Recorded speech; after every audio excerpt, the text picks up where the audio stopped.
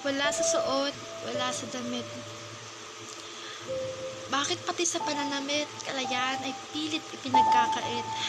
Wala sa kapal at tipes, wala sa haba at ikli.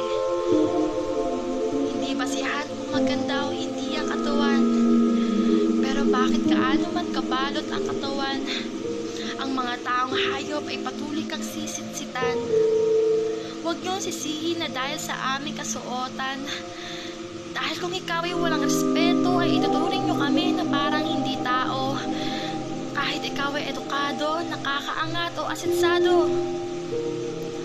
Kung ikaw ay bastos at walang respeto, isa ka pa rin gago. Na dahil sa kababuyan at kahayupan na ginagawa nyo, maraming babae na ang takot sa mundo. Mundong kinakagalawan natin ngayon, ni hindi mo alam kung sino ang pagkakatiwalaan na kahit pinagkatiwalaan na ay hindi mawawala ang traiduran.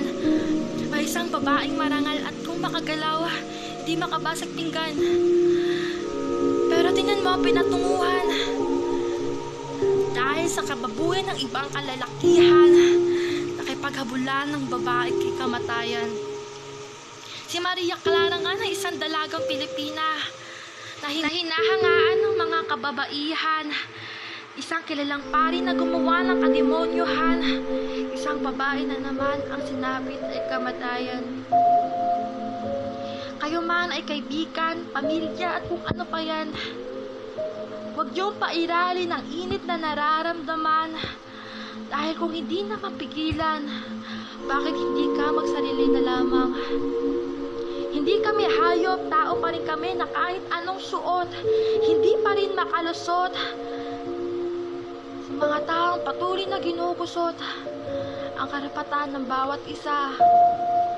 Respeto ay talagang kinalimutan na nila. Huwag niyong abusuin ang aming kahinaan. Respeto niyo lang ang aming kailangan, na sana'y inyong pagbigyan. Ulitin ko, wala sa nipis at kapal, wala sa haba at ikse, wala sa kasarian, at lalong wala sa antas ng buhay yan. Dahil kung wala kang respeto, patuloy nyo lang papatayin ang mundo.